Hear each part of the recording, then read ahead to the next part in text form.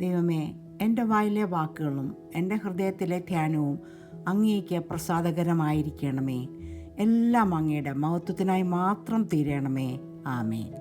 വെളിപ്പാട് പുസ്തകത്തിലെ 3 പ്രധാന ന്യായവിധികൾ, 7 മുദ്രകൾ, 7 സൈൻസ്, 7 കാഹളങ്ങൾ, 7 ട്രംപറ്റ്സ്, 7 കലശങ്ങൾ, 7 ബൗൾസ് എന്നിവയാണ്. ഈ 21 ന്യായവിധികൾ ട്രിബുലേഷൻ ടൈമിലെ പ്രോഗ്രസീവ്ലി ഇൻറ്റൻസ് ഡിവൈൻ പണിഷ്മെൻറ്റ്സ് ആണ്.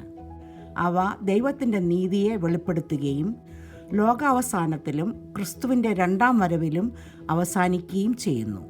7 മുദ്രകളുടെ ന്യായവിധികൾ നമുക്ക് 6 മുതൽ 8 വരെയുള്ള അധ്യായങ്ങളിൽ വായിക്കാം. കുഞ്ഞാടായ യേശുക്രിസ്തു തുറക്കുന്ന ഈ മുദ്രകൾ വിജയം, യുദ്ധം, ക്ഷാമം, മരണം എന്നിവയെ പ്രതിനിധീകരിക്കുന്നു. 4 കുതിരപ്പടയാളികളിൽ നിന്നും ഈ ന്യായവിധികൾക്ക് തുടക്കമിടുന്നു. 7 കാഹളവിധികൾ 8 മുതൽ 11 വരെയുള്ള അധ്യായങ്ങളിൽ നമുക്ക് വായിക്കാം. കൂടുതൽ ഇൻറ്റൻസായിട്ടുള്ള ഈ മുന്നറിയിപ്പുകൾ 7 ദൂതന്മാർ തുറന്നുവിടുന്ന ന്യായവിധികളാണ്. ഈ ന്യായവിധികൾ ഈജിപ്തിൽ മിസ്രൈമ്യർക്ക് എതിരായി ഉപയോഗിച്ച ബാധകൾക്ക് വളരെ സാമ്യമുള്ളതും ദൈവശക്തി നേരിട്ട് കാണിക്കുന്നതുമാണ്. 7 ദൂതന്മാർ വഴി നടപ്പാക്കുന്ന വെളിപ്പാട് 15-ാം അധ്യായം മുതൽ 16-ാം അധ്യായം വരെയുള്ള ഒരു കലശ ന്യായവിധികൾ, 7 ബൗൾസ്, ദൈവത്തിൻ്റെ പൂർണ്ണ കോപത്തെ പ്രതിനിധീകരിക്കുന്നു.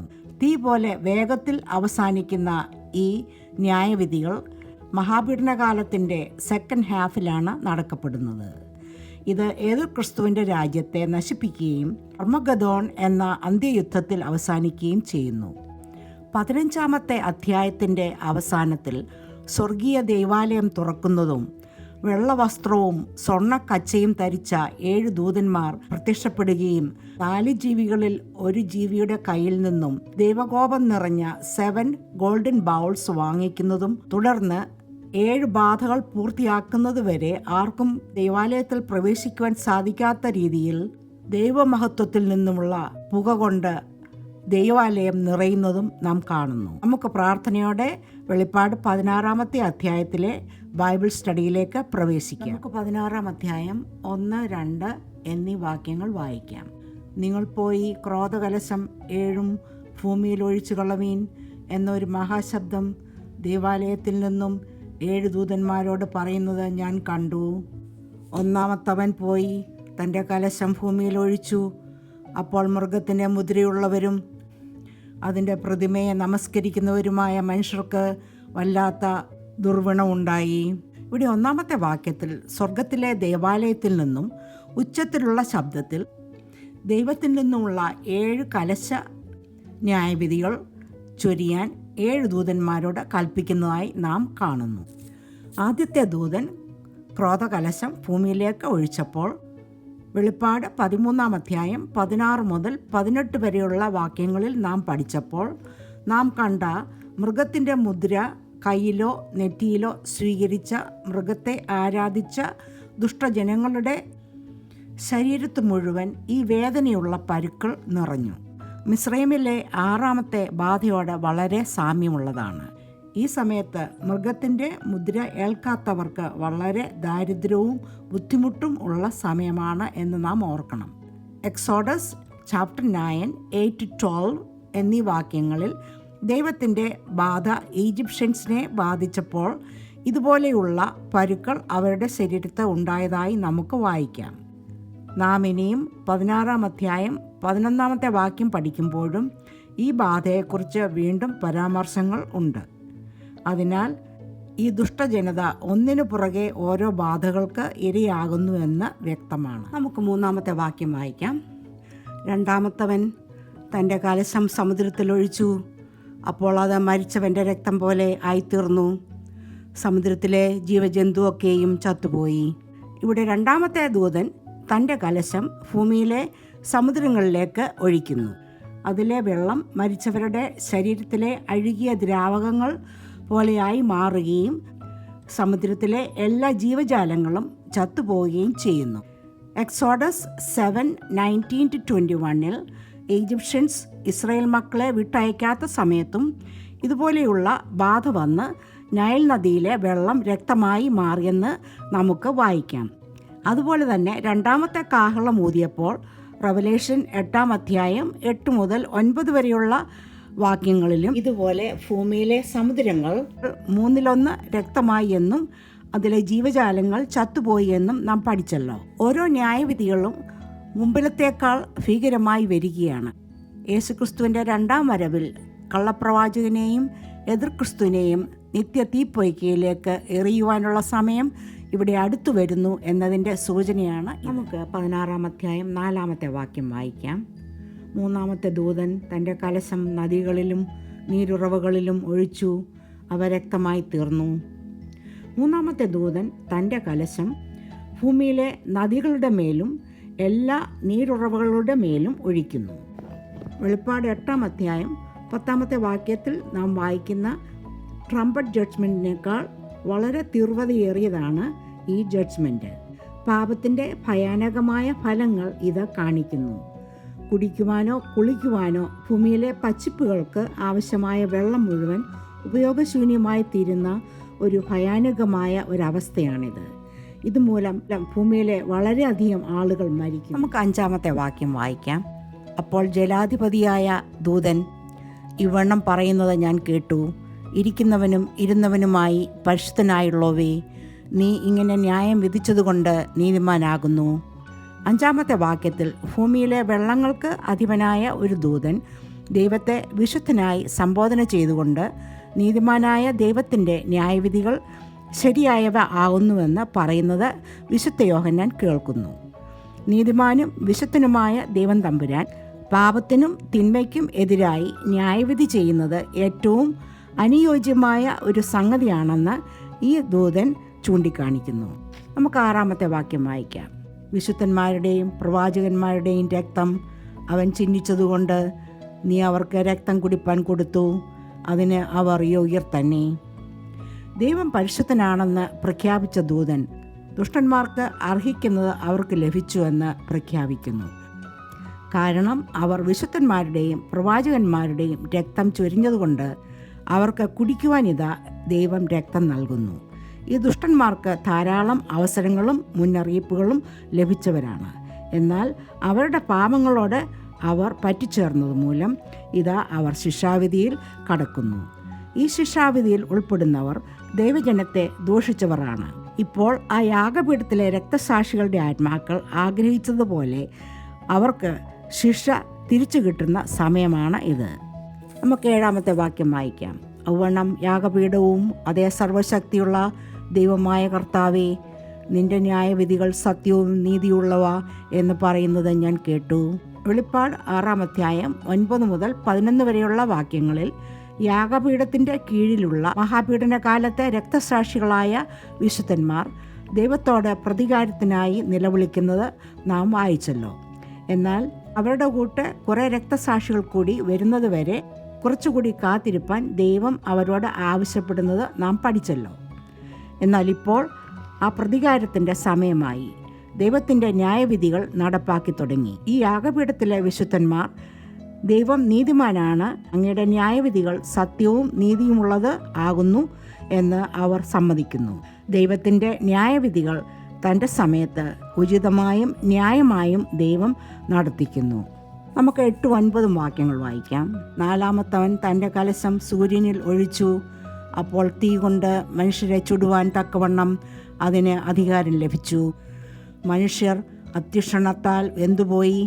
ഈ ബാധകളുടെ മേൽ അധികാരമുള്ള ദൈവത്തിൻ്റെ നാമത്തെ ദുഷിച്ചതല്ലാതെ അവനെ മഹത്വം കൊടുപ്പാൻ തക്കവണ്ണം മാനസാന്തരപ്പെട്ടില്ല. അവസാന കാലത്ത് സൂര്യനിൽ അടയാളങ്ങൾ കാണുമെന്ന് യേശു കർത്താവ് വിശുദ്ധ മത്തായി എഴുതിയ സുവിശേഷം 24-ാം അധ്യായം 29-ാമത്തെ വാക്യത്തിൽ പറഞ്ഞിട്ടുണ്ട്. 4-ാമത്തെ ദൂതൻ കലശം സൂര്യനിലേക്കാണ് ഒഴിച്ചത്. അപ്പോൾ സൂര്യനിൽ നിന്നും തീ ഭൂമിയിൽ പുറപ്പെടുന്നത് പോലെ സൂര്യൻ്റെ താപനില ഉയർന്ന് മനുഷ്യനെ ചുട്ടുകളയുന്നു. കാലിഫോർണിയയിൽ ചൂടിൻ്റെ ആധിക്യം കൊണ്ട് ഡെത്ത് വാലി എന്നറിയപ്പെടുന്ന ഒരു സ്ഥലമുണ്ട്. ഭൂമിയെ സൂര്യൻ്റെ ചൂടിൽ നിന്നും സംരക്ഷിക്കുന്ന ആകാശത്തിലെ ഓസോൺ ലെയേഴ്സ് ഇല്ലാതെയാകുമ്പോൾ സംഭവിക്കുന്ന ഗ്ലോബൽ വാർമിങ്ങിനെ കുറിച്ച് ലോകരാഷ്ട്രങ്ങൾക്ക് അവയർനെസ് വന്നു തുടങ്ങിയത് നമുക്ക് അറിയാമല്ലോ. എന്നാൽ ഇവിടെ പറയുന്ന ചൂട് അതിലുമൊക്കെ ഭയങ്കരമാണ്. കഠിന ചൂടിൽ ഭൂമിയിലെ പച്ചിപ്പെല്ലാം കത്തിയെരിഞ്ഞു തീരാം. പൊതുവെ മനുഷ്യന് ഈ ഭൂമിയിൽ ജീവിക്കുവാൻ സാധിക്കാത്ത ഒരവസ്ഥയാണ്. അതോർത്താൽ എത്ര ഭയങ്കരമാണ്. ഈ 4ാമത്തെ ബൗൾ ന്യായവിധിയുടെ ഈ കഠിനമായ ചൂടിലും സൂര്യൻ്റെ സോളാർ റേഡിയേഷൻ്റെ ആഘാതത്തിലും ഭൂമിയിലെ ദുഷ്ടമനുഷ്യർ അനുതപിച്ച് ദൈവത്തിങ്കിലേക്ക് തിരിയാതെ ദൈവത്തെ ശപിക്കുന്നു എന്ന് 9ാം വാക്യത്തിൽ നാം വായിക്കുന്നു. റോമൻസ് 1:18 നാം ഇങ്ങനെ വായിക്കുന്നു: അനീതി കൊണ്ട് സത്യത്തെ തടുക്കുന്ന മനുഷ്യരുടെ സകലാഭക്തിക്കും അനീതിക്കും നേരെ ദൈവത്തിൻ്റെ കോപം സ്വർഗത്തിൽ നിന്ന് വെളിപ്പെടും. ദൈവത്തെ നിരസിക്കുന്ന ദുഷ്ടജനം ദൈവസ്നേഹത്തെയും ദൈവത്തിൻ്റെ ക്ഷമയെയും നിരസിച്ചിട്ട് അനീതിയെയും പാപത്തെയും തിരഞ്ഞെടുക്കുന്നു. അത് അവനെ ദൈവകോപത്തിന് ഇരയാക്കുന്നു. 10ഉം 11ഉം വാക്യങ്ങൾ വായിക്കാം. 5ാമത്തവൻ തൻ്റെ കലശം മൃഗത്തിൻ്റെ സിംഹാസനത്തിന്മേൽ ഒഴിച്ചു. അപ്പോൾ അതിൻ്റെ രാജ്യം ഇരുണ്ടുപോയി. അവർ കഷ്ടത നിമിത്തം നാവ് കടിച്ചുകൊണ്ട് കഷ്ടങ്ങളും വ്രണങ്ങളും ഹേതുവാൽ സ്വർഗത്തിലെ ദൈവത്തെ ദുഷിച്ചതല്ലാതെ തങ്ങളുടെ പ്രവൃത്തികളെ വിട്ട് മാനസാന്തരപ്പെട്ടില്ല. മറ്റ് 4 ബൗൾ ജഡ്ജ്മെൻറ്റിനേക്കാൾ ഈ 5ാമത്തെ ബൗൾ ജഡ്ജ്മെൻറ്റ് വ്യത്യാസമാണ്. കാരണം മറ്റ് 4 ന്യായവിധികളും ഭൂമിയിൽ എല്ലാം ബാധിച്ചപ്പോൾ 5ാമത്തെ ബാധ മൃഗത്തിൻ്റെ വാഴ്ചയെയും രാജ്യത്തെയുമാണ് ബാധിക്കുന്നത്. മൃഗത്തിൻ്റെ രാജ്യത്ത് ഇരുട്ട് വ്യാപിച്ചു. എക്സോഡസ് 10ാം അധ്യായം 21 മുതൽ 29 വരെയുള്ള വാക്യങ്ങളിൽ നാം വായിക്കുന്ന മിസ്രൈമിലെ 9ാമത്തെ ബാധ ഇരുളായിരുന്നുവല്ലോ. പ്രോഫറ്റ് ജോവലിൻ്റെ പുസ്തകം 2ാം അധ്യായം 2ാം വാക്യത്തിൽ ഈ അന്ത്യകാല പ്രോഫസി നമുക്ക് വായിക്കാം. Jovel 2nd chapter 2nd verse: ഇരുട്ടും അന്ധകാരമായുള്ള ഒരു ദിവസം, മേഘവും കൂരിരുട്ടുമുള്ള ഒരു ദിവസം തന്നെ. അവരുടെ മുമ്പിൽ തീ കത്തുന്നു, അവരുടെ പിമ്പിൽ ജ്വാല ദഹിക്കുന്നു. 16ാം അധ്യായം 2ാമത്തെ വാക്യം നാം വായിച്ചപ്പോൾ മനുഷ്യർക്ക് സംഭവിക്കുന്ന വേദനയേറിയ പരുക്കളെക്കുറിച്ച് നാം പഠിച്ചുവല്ലോ. എന്നാൽ ഇപ്പോൾ സൂര്യൻ്റെ പൊള്ളലുകൾ മൂലം ഒന്നും ചെയ്യാൻ സാധിക്കാതെ ഈ ദുഷ്ടന്മാർ ഇരുട്ടിൽ അലഞ്ഞു തിരിയുകയാണ്. ഇലക്ട്രിസിറ്റിയോ മെഡിക്കൽ ഹെൽപ്പോ കമ്പ്യൂട്ടറോ വാഹനങ്ങളോ അവർക്ക് ലഭിക്കുന്നില്ല. ഒരു കാര്യം നാം പ്രത്യേകമായി ഓർക്കേണ്ടത്, ഈ ക്രോധകലശങ്ങൾ ഒഴിക്കുന്ന ദൈവം നീതിമാനാണ്. യേശുക്രിസ്തു ന്യായാധിപനായി ശിക്ഷാവിധികളുടെ ഉത്തരവാദിത്വങ്ങൾ ഏറ്റെടുക്കുകയാണ്. ഇത്രയും ബാധകൾ കൊണ്ട് ദൈവത്തിൻ്റെ ശക്തി അവർ മനസ്സിലാക്കാതെ, അനുതാപഹൃദയമില്ലാതെ അവർ ദൈവത്തെ പഴിക്കുകയും ശപിക്കുകയും ചെയ്യുന്ന ഈ കാഴ്ച എത്ര ശോചനീയമാണ്. മിസ്രൈമ്യരെ പോലെ ഇക്കാലത്തും ദുഷ്ടജനങ്ങളുടെ മനസ്സ് കഠിനമാകുന്നു. റോമൻസ് 2ാം അധ്യായം 4 മുതൽ 5 വരെയുള്ള വാക്യങ്ങളിൽ നാം ഇങ്ങനെ വായിക്കുന്നു: അല്ല, ദൈവത്തിൻ്റെ ദയ നിന്നെ മാനസാന്തരത്തിലേക്ക് നടത്തുന്നു എന്ന് അറിയാതെ നീ അവൻ്റെ ദയ, ക്ഷമ, ദീർഘശാന്തി എന്നിവയുടെ ഐശ്വര്യം നിരസിക്കുന്നുവോ? എന്നാൽ നിന്റെ കാഠിന്യത്താലും അനുതാപമില്ലാത്ത ഹൃദയത്താലും നീ ദൈവത്തിൻ്റെ നീതിയുള്ള വിധി വെളിപ്പെടുത്തുന്ന കോപദിവസത്തേക്ക് നിനക്ക് തന്നെ കോപം ചിരതിച്ചു വെക്കുന്നു. നമുക്ക് 12ാമത്തെ വാക്യം വായിക്കാം. 6ാമത്തവൻ തൻ്റെ കലശം യുവാത്തേസ് എന്ന മഹാനദിയിൽ ഒഴിച്ചു. കിഴക്ക് നിന്ന് വരുന്ന രാജാക്കന്മാർക്ക് വഴിയൊരുക്കേണ്ടതിന് അതിലെ വെള്ളം വറ്റിപ്പോയി. 12ാമത്തെ വാക്യം പഠിക്കുന്നതിന് മുൻപ് നമുക്ക് യൂഫ്രട്ടീസ് നദിയുടെ ചരിത്രത്തിലേക്ക് ഒന്ന് തിരിഞ്ഞു നോക്കാം. ബൈബിളിൽ യൂഫ്രട്ടീസ് നദിയെ ദ ഗ്രേറ്റ് റിവർ എന്ന് 5 പ്രാവശ്യം എടുത്തു പറയുന്നത് നമുക്ക് വായിക്കാം. ഇത് ഇസ്രയേലിൻ്റെ അവകാശത്തിൻ്റെ കിഴക്കൻ അതിർത്തി ആയിരുന്നു. ആദ്യമായിട്ട് ഈ നദി മെൻഷൻ ചെയ്തിരിക്കുന്നത് ഉൽപ്പത്തി പുസ്തകം 2ാമത്തെ വാക്യത്തിലാണ്. ബൈബിളിൽ 25-ൽ പരം പ്രാവശ്യം ഈ നദിയെക്കുറിച്ച് പറഞ്ഞിട്ടുണ്ട്. ഈ നദി കിഴക്കും പടിഞ്ഞാറും തമ്മിൽ വേർതിരിക്കുന്നു. ദൈവം അബ്രഹാമിന് വാഗ്ദത്തം ചെയ്ത സ്ഥലത്തിൻ്റെ കിഴക്കേ അതിരാണ് ഈ എഫ്രാത്ത് നദി. ഇത് പഴയ റോമ സാമ്രാജ്യത്തിൻ്റെയും ഒരു അതിരായിരുന്നു. ജെനസിസ് 15:18 നാം ഇങ്ങനെ വായിക്കുന്നു: അന്ന് യഹോവ അബ്രഹാമിനോട് ഒരു നിയമം ചെയ്തു, നിന്റെ സന്തതിക്ക് ഞാൻ മിസ്രയീം നദി തുടങ്ങി ഫാത്ത് നദിയായ മഹാനദി വരെയുള്ള ഈ ദേശത്തെ തന്നിരിക്കുന്നു. ഒരു പരിധിവരെ ഈ നദി ഇസ്രയേലിന് സംരക്ഷണം നൽകിയെന്ന് പറയാം. ഇത് നമുക്ക് ഡ്യൂട്രോണമി 1 അധ്യായം 7 വാക്യത്തിലും 11 അധ്യായം 24 വാക്യത്തിലും നമുക്ക് വായിക്കാം. ഇത് വാഗ്ദത്ത ഭൂമിയായ കനാനിൽ നിന്നും പാലസ്തീനിലേക്ക് ഏകദേശം 1800 മൈൽ ഒഴുകി തെക്ക് കിഴക്ക്, അതായത് സൗത്ത് ഈസ്റ്റ് പേർഷ്യൻ ഗൾഫ് വരെ ഒഴുകുന്നു. വളരെ വീതിയും ആഴവും ഉള്ള ഒരു നദിയാണ്. 1-ാം നൂറ്റാണ്ടിൽ വെളിപ്പാട് പുസ്തകം എഴുതുന്ന ഈ സമയത്ത് ഈ നദി ചൈന, ഇന്ത്യ എന്നീ രാജ്യങ്ങളെ കിഴക്ക് ഈസ്റ്റ് ഉള്ള രാജ്യങ്ങളായി കരുതിയിരുന്നു. മഹാപീഡന കാലത്ത് കിഴക്ക് നിന്നുമുള്ള സൈന്യങ്ങൾ ബാബിലോൺ വഴി യുഫ്രാറ്റീസ് നദി വഴി പാലസ്തീനിൽ യുദ്ധത്തിനായി പ്രവേശിക്കാൻ വഴിയൊരുക്കുന്ന ഒരു രംഗത്തിൻ്റെ തുടക്കമായിട്ട് ഇത് കരുതാം. ഈ നദി അത്ഭുതകരമായി വറ്റിപ്പോകും. ഇങ്ങനെ കിഴക്കും പടിഞ്ഞാറും തമ്മിലുള്ള അതിര് മാറിപ്പോകുന്നു. ഇവിടെ 12-ാം വാക്യത്തിൽ 6-ാമത്തെ ദൂതൻ കലശം എറിഞ്ഞപ്പോൾ ഈ മഹാനദിയായ യൂഫ്രട്ടീസ് ഉണങ്ങിയതായി നാം കാണും. നമുക്ക് 13-ാമത്തെ വാക്യം വായിക്കാം. മഹാസർപ്പത്തിൻ്റെ വായിൽ നിന്നും മൃഗത്തിൻ്റെ വായിൽ നിന്നും കള്ളപ്രവാചകൻ്റെ വായിൽ നിന്നും തവളയെപ്പോലെ 3 അശുദ്ധാത്മാക്കൾ പുറപ്പെടുന്നത് ഞാൻ കണ്ടു. ഇവിടെ മഹാസർപ്പം എന്ന സംബോധന ചെയ്തിരിക്കുന്നത് സാത്താനെക്കുറിച്ചാണ്. ഇത് വെളിപ്പാട് 20-ാം അധ്യായം 2-ാമത്തെ വാക്യത്തിൽ വ്യക്തമായി പറയുന്നുണ്ട്. രണ്ടാമതായി ഇവിടെ സംബോധന ചെയ്തിരിക്കുന്നത് വെളിപ്പാട് 13-ാം അധ്യായം 1 മുതൽ 2 വരെയുള്ള വാക്യങ്ങളിൽ വെളിപ്പെടുത്തിയിരിക്കുന്ന മൃഗത്തെയാണ്, എതിർ ക്രിസ്തു, ആൻറ്റി ക്രൈസ്റ്റ്. മൂന്നാമതായി ഇവിടെ പറഞ്ഞിരിക്കുന്ന അശുദ്ധാത്മാവ് വെളിപ്പാട് 13-ാം അധ്യായം 11 മുതൽ 14 വരെയുള്ള വാക്യങ്ങളിൽ വെളിപ്പെടുത്തിയിരിക്കുന്ന കള്ളപ്രവാചകനാണ്, ഫോൾസ് പ്രോഫറ്റ്. എഫേഷ്യൻസ് 2-ാം അധ്യായം 2-ാമത്തെ വാക്യത്തിൽ സാത്താനെ വിശേഷിപ്പിച്ചിരിക്കുന്നത് the prince of the power of air എന്നാണ്. സാത്താൻ ലോകാരംഭം മുതൽ മനുഷ്യനെ തെറ്റിക്കാനായി പ്രവർത്തിച്ചു. സാത്താനെ 2 കൊരിന്ത്യൻസ് 4th ചാപ്റ്റർ 4th വേഴ്സിൽ വിശേഷിപ്പിക്കുന്നത് the God of this world, അതായത് ദുഷ്ടലോകത്തിൻ്റെ രാജാവായ പിശാച് എന്നാണ്. ഈ ദുഷ്ടതൃത്വത്തിൻ്റെ വായിൽ നിന്നും വരുന്ന അന്നത്തെ കാലത്ത് വളരെ മ്ലേച്ഛമായി കരുതിയ അശുദ്ധാത്മാക്കളെ തവളകളായി താരതമ്യപ്പെടുത്തുന്നു. ഇസ്രായേൽ മക്കളെ വിട്ടയക്കാതെ ഇരുന്നപ്പോൾ ഈജിപ്ഷ്യൻസിന് വന്ന ഒരു ബാധയായിരുന്നല്ലോ ഈ തവളകൾ. ഇനിയുമുള്ള വാക്യങ്ങളിൽ ഈ അശുദ്ധാത്മാക്കളെ കുറിച്ച് കൂടുതൽ വിവരങ്ങൾ നമുക്ക് വായിക്കാം. ഇവിടെ പറയുന്ന ആത്മാക്കൾ പിശാചിൻ്റെ അശുദ്ധാത്മാക്കളാണ്. ദൈവത്തെ ഭൂമിയിൽ നിന്നും ഇല്ലാതാക്കാൻ ലോകത്തെ ഉണർത്തുകയാണ് ഇവരുടെ ലക്ഷ്യം. ഇസ്രയേലിനെതിരായി ലോകരാഷ്ട്രങ്ങളെ കൂട്ടിച്ചേർക്കുവാൻ വേണ്ടിയാണ് ഈ സാത്താന്യ തൃത്വങ്ങൾ ഒരുക്കമിടുന്നത്. ലോകത്തിലെ വാർത്താവിനിമയങ്ങൾ ഇവരുടെ കൂടെ നീക്കും. ഇതിനെ തടയുവാൻ സാധിക്കുന്ന ഒരേ ഒരു സഹായം അത് യഹോവ മാത്രമാകുന്നു. ആകാശത്തെയും ഭൂമിയെയും ഉണ്ടാക്കിയ യഹോവ മാത്രം. നമുക്ക് 14-ാമത്തെ വാക്യം വായിക്കാം. ഇവ സർവ്വഭൂതത്തിലുള്ള രാജാക്കന്മാരെ മഹാശക്തനായ ദൈവത്തിൻ്റെ മഹാദിവസത്തിലെ യുദ്ധത്തിന് കൂട്ടിച്ചേർപ്പാൻ അത്ഭുതങ്ങൾ ചെയ്തുകൊണ്ട് അവരുടെ അടുക്കലേക്ക് പുറപ്പെടുന്ന ഭൂതാത്മാക്കൾ തന്നെ. ഈ വാക്യം സാത്താൻ്റെയും എതിർ ക്രിസ്തുവിൻ്റെയും കള്ളപ്രവാചകൻ്റെയും വായിൽ നിന്ന് പുറപ്പെടുന്ന 3 അശുദ്ധാത്മാക്കൾ എന്താണ് എന്ന് വെളിപ്പെടുത്തുന്നു. ഈ ഭാഗം ഒരു യുദ്ധക്കളത്തിൻ്റെ പശ്ചാത്തലമാണ് നമുക്ക് പരിചയപ്പെടുത്തുന്നത്.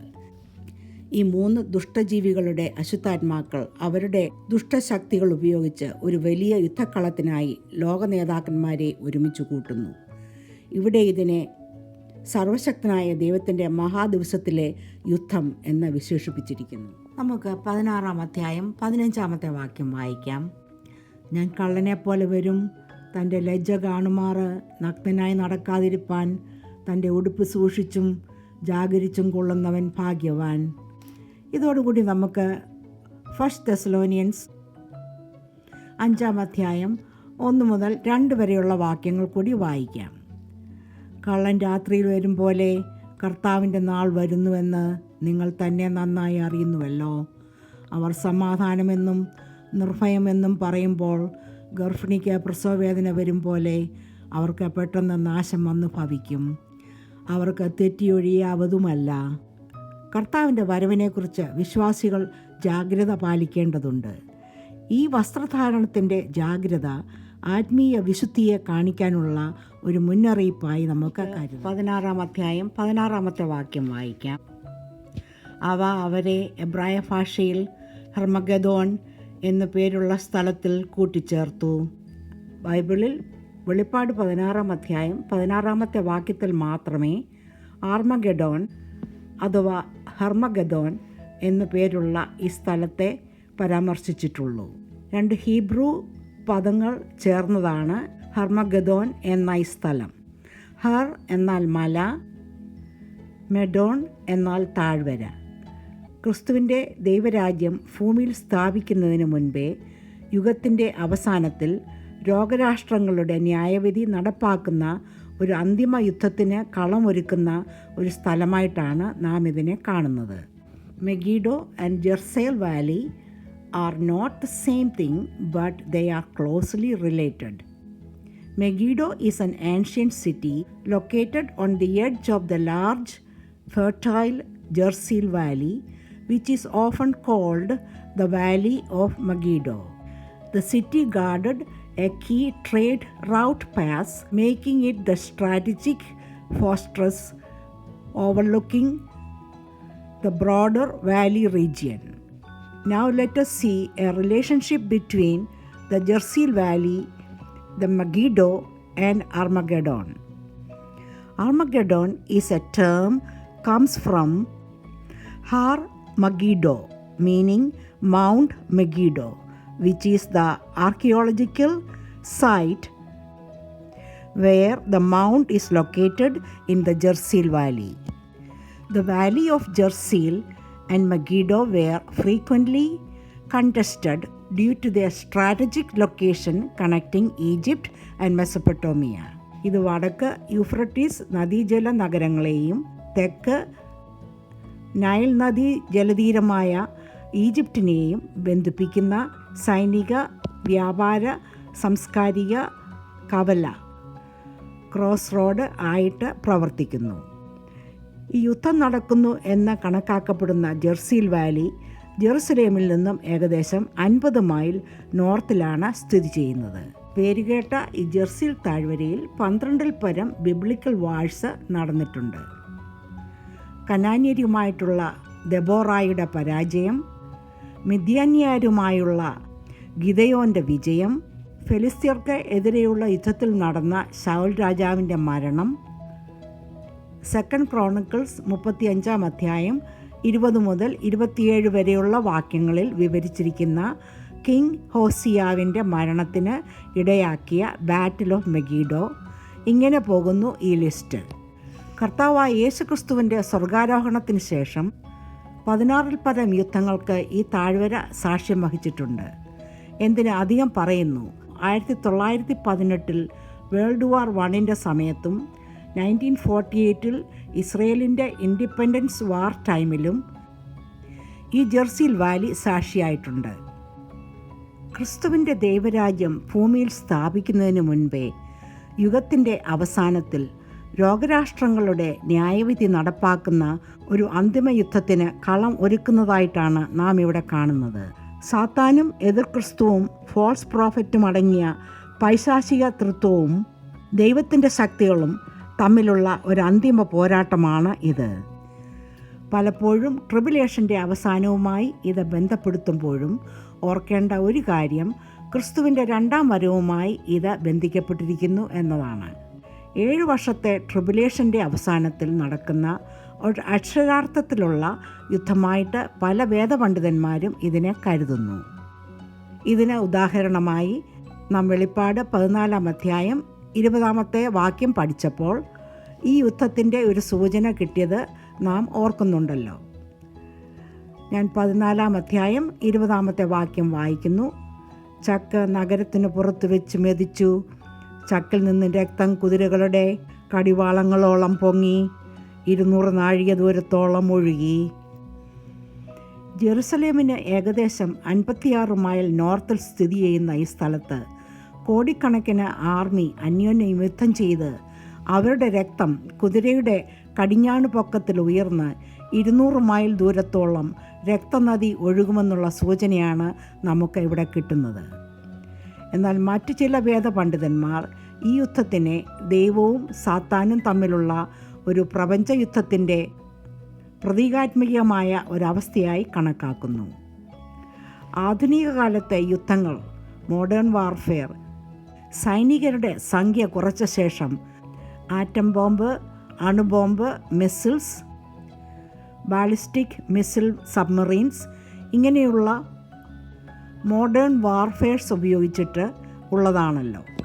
ഈ യുദ്ധത്തിൻ്റെ ഡിസ്ക്രിപ്ഷൻ എന്തായാലും ഈ 14-ാം അധ്യായം 20-ാമത്തെ വാക്യത്തിൽ നാം വായിക്കുന്ന ഈ അന്തിമ യുദ്ധത്തിൻ്റെ തീവ്രത ഭയങ്കരം തന്നെ ആയിരിക്കും. ഈ യുദ്ധത്തെക്കുറിച്ചുള്ള വിവരങ്ങൾ നാം റെവലേഷൻ 19-ാം അധ്യായം 11 മുതൽ 21 വരെയുള്ള വാക്യങ്ങളിൽ ഡീറ്റെയിൽഡായിട്ട് പഠിക്കുവാൻ പോകുകയാണ്. കർത്താവായ യേശുക്രിസ്തു തൻ്റെ രാജ്യത്വം ഭൂമിയിൽ സ്ഥാപിക്കുന്നതിന് മുമ്പ് സാത്താനോടും അവൻ്റെ സൈന്യത്തോടുമുള്ള അന്തിമ വിജയം നാം അവിടെ കാണുന്നു.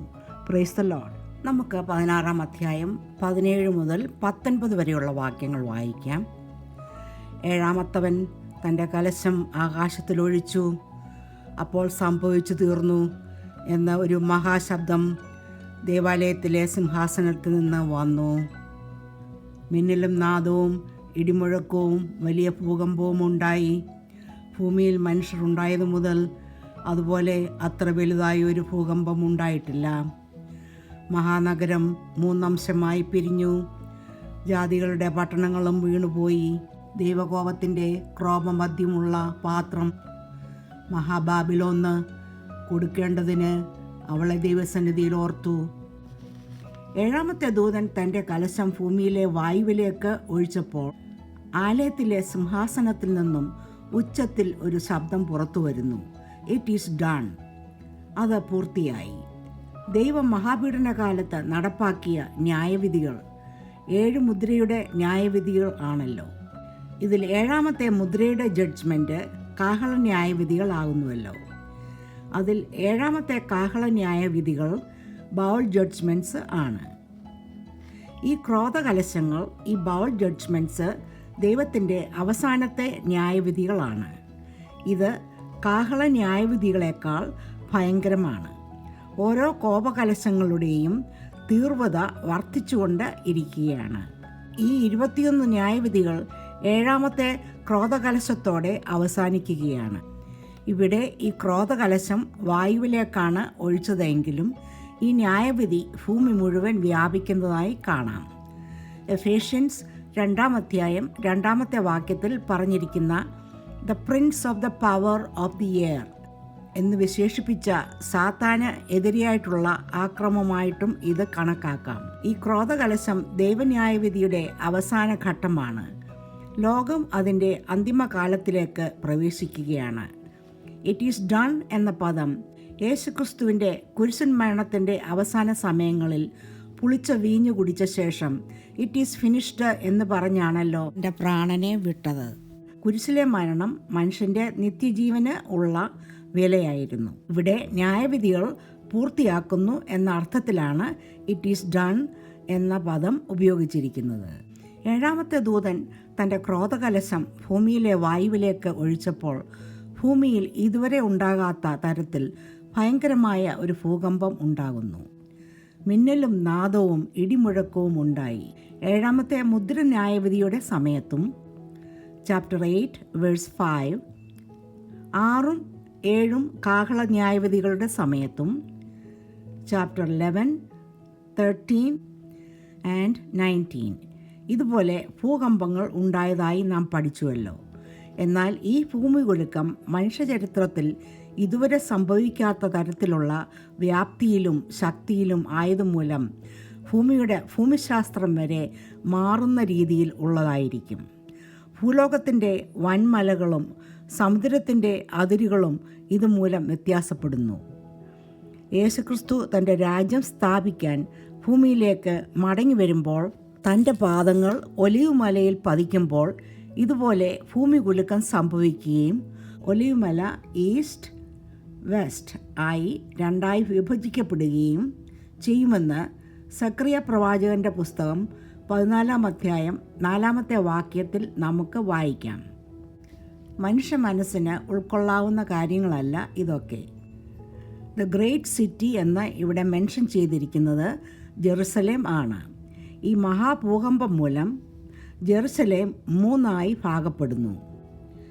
ജാതികളുടെ പട്ടണവും വീണുപോയി എന്ന് ഇവിടെ നമുക്ക് വായിക്കാം. ദ്വീപുകൾ ഒരു സ്ഥലത്ത് നിന്ന് മറ്റൊരിടത്തേക്ക് മാറിപ്പോയി എന്ന് ഇവിടെ എഴുതിയിരിക്കുന്നു. ബാബിലോൺ ദൈവത്തിൻ്റെ ന്യായവിധിക്ക് ഇരയാകുന്നു. ബൈബിളിൽ ബാബിലോൺ എന്ന നഗരം സകല മ്ലേച്ഛതകളുടെയും ബിംബാരാധനകളുടെയും ഉറവിടമായി പരാമർശിച്ചിട്ടുണ്ട്. കർത്താവിൻ്റെ മധ്യാകാശ പ്രത്യക്ഷതയിൽ സഭ സ്വർഗത്തിലേക്ക് എടുക്കപ്പെട്ട ശേഷം ഭൂമിയിൽ ശേഷിക്കുന്ന വ്യാജസഭയുടെ ഒരു ചിത്രീകരണമാണ് ഈ ബാബിലോൺ. നമുക്ക് 20-ാമത്തെ വാക്യം വായിക്കാം. സകല ദ്വീപും ഓടിപ്പോയി, മലകൾ കാണാനില്ലാതെയായി. ഈ ഭൂകമ്പം മൂലം ഭൂമിശാസ്ത്രപരമായ പല വ്യത്യാസങ്ങളും ഉണ്ടാകുന്നു. ദ്വീപുകൾ മാറിപ്പോകുന്നു, പർവ്വതങ്ങൾ നിരപ്പാകുന്നു. വെളിപ്പാട് 16-ാം അധ്യായം 16 മുതൽ 20 വരെയുള്ള വാക്യങ്ങളിൽ ഭൂമിയെ നശിപ്പിക്കുന്ന 7-ാമത്തെ കലശവിധിയുടെ വിനാശകരമായ ഭൂകമ്പത്തെ വിവരിക്കുന്നു. ഈ ഭൂകമ്പം ജെറുസലേമിനെ 3 ഭാഗിക്കുകയും ലോകം മുഴുവനുള്ള നഗരങ്ങളെ തകർക്കുകയും ദ്വീപുകളെ അപ്രത്യക്ഷമാക്കുകയും പർവ്വതങ്ങൾ തകരുകയും ചെയ്യുന്നു. ലോകരാഷ്ട്ര സൈന്യങ്ങൾ അർമഗേദോൺ എന്ന അവസാനത്തെ യുദ്ധത്തിനായി ഒരുങ്ങുന്നു. ഇവിടെ സാത്താൻ്റെ 3 ആത്മാക്കളെ തവളകളെപ്പോലെ താരതമ്യപ്പെടുത്തുന്നു. ഈ 7-ാമത്തെ ക്രോധകലശം ബാബിലോണിൻ്റെ വീഴ്ച പോലെ സാത്താൻ്റെ അധികാരത്തിലുള്ള രാഷ്ട്രങ്ങൾ എല്ലാം നശിക്കുന്നു. എന്നാൽ ഇത്രയും നാശങ്ങളുണ്ടായിട്ടും ലോകത്തിലെ ദുഷ്ടജനങ്ങൾക്ക് അനുതാപഹൃദയം ഉണ്ടാകാതെ അവരുടെ ഹൃദയം കഠിനമാകുകയും ദൈവത്തെ ശപിക്കുകയും ചെയ്യുന്നു. നമുക്ക് 21-ാമത്തെ വാക്യം വായിക്കാം.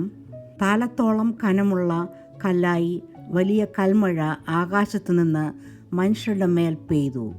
കൽമഴയുടെ ബാധ ഏറ്റവും വലുതാകൊണ്ട് മനുഷ്യർ ആ ബാധ നിമിത്തം ദൈവത്തെ ദുഷിച്ചു. 7-ാമത്തെയും അവസാനത്തെയുമായ ക്രോധകലശം ഭൂമിയുടെ വായുവിൽ ഒഴിക്കുമ്പോൾ വലിയ ഭൂകമ്പം മാത്രമല്ല, 100 പൗണ്ട് വരെ ഭാരമുള്ള മഞ്ഞക്കെട്ടുകൾ ആകാശത്തു നിന്നും വീഴുമെന്നും ഈ വാക്യത്തിൽ പറയുന്നു. ലോകത്ത് ഇതുവരെ കണ്ടിട്ടുള്ളതിൽ വെച്ച് ഏറ്റവും വലിയ ആലിപ്പഴത്തിന് 2 പൗണ്ടാണ് ഉള്ളത്. മിസ്രൈമിലേക്ക് മോശയിൽ കൂടി അയച്ച 7-ാമത്തെ ബാധ ഹെയിൽ സ്റ്റോം ആയിരുന്നുവല്ലോ. ഇത് നമുക്ക് എക്സോഡസ് 9-ാം അധ്യായം 25-ാമത്തെ വാക്യത്തിൽ വായിക്കാം. ആ ബാധ തീർന്നപ്പോൾ ഫറവോൻ്റെ മനസ്സ് കഠിനമായതുപോലെ ഇവിടെ ഭൂമിയിലെ അവസാന ഭാഗത്തേക്ക് നമ്മൾ പ്രവേശിക്കുന്ന സമയത്ത് ഈ ദുഷ്ടമനുഷ്യർ കഷ്ടതകൾ കണ്ടിട്ടും ഇത്രയും വലിയ ആലിപ്പഴം കണ്ടിട്ടും ദൈവത്തെ ദുഷിക്കുന്നു എന്ന് നാം ഇവിടെ വായിക്കുന്നു. നമുക്ക് ഏറ്റവും അതിശയകരമായി തോന്നുന്നത് ഇത്രയധികം കഷ്ടപ്പാടുകൾ വന്നപ്പോഴും മാനസാന്തരത്തിന് പകരം അന്ത്യകാലത്തെ ദുഷ്ടജനങ്ങൾ സാത്താൻ്റെ ശക്തിയിൽ പ്രവർത്തിക്കുന്ന എതിർ ക്രിസ്തുവിനെയും ഫോൾസ് പ്രോഫറ്റിൻ്റെയും കൂടെ ചേർന്ന് ദൈവത്തെ ദുഷിക്കുന്നു. ഇത് പഠിച്ചപ്പോൾ ഞാൻ ഓർത്തത് ഇയ്യോബിൻ്റെ കഷ്ടതയെക്കുറിച്ചാണ്. തൻ്റെ കഷ്ടത സമയത്ത് ഇയ്യോബിൻ്റെ വിശ്വാസം വർദ്ധിച്ചു വരുന്നതായിട്ടാണ് നാം കാണുന്നത്. ജോബ് 13:15 നാം ഇങ്ങനെ വായിക്കുന്നു. Though he slay me yet will I trust him. നമ്മുടെ ജീവിതത്തിൽ ഉണ്ടാകാവുന്ന ദൈനംദിന പരീക്ഷകളും ജീവിതത്തിലെ പൊള്ളുന്ന സാഹചര്യങ്ങളും നമ്മുടെ വിശ്വാസം കാത്ത് ദൈവകൃപയിൽ ആശ്രയിച്ച് കൂടുതൽ സമർപ്പണത്തിനായിട്ടുള്ള ഒരു ജീവിതം നയിക്കാൻ നമുക്ക് ദൈവസന്നിധിയിൽ നമ്മെ തന്നെ സമർപ്പിച്ചു കൊടുക്കാം. ഒരു കാര്യം ഞാൻ വീണ്ടും ഓർപ്പിക്കുന്നത്, ദൈവസഭ സ്വർഗത്തിലേക്ക് എടുക്കപ്പെട്ട ശേഷമാണ് ട്രിബുലേഷൻ്റെ 7 വർഷത്തെ ന്യായവിധികൾ തുടങ്ങുന്നത്. ദൈവമക്കളെ ദൈവം അവർ എത്തേണ്ട സ്ഥലത്ത് എത്തിച്ചു കഴിഞ്ഞിരിക്കും. Praise God. ദൈവത്തിൻ്റെ കൃപ നമ്മോടുകൂടെ ഇരിക്കുമാറാകട്ടെ. ആമേൻ.